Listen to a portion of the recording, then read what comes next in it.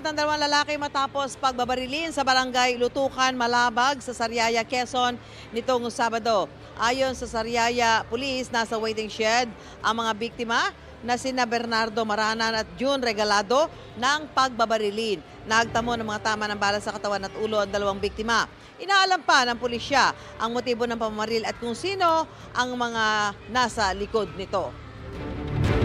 Kapuso, para laging una ka sa mga balita, bisitahin at mag-subscribe sa GMA Integrated News sa YouTube. Sa mga kapuso abroad, samahan nyo kami sa GMA Pinoy TV at sa www.gmanews.tv.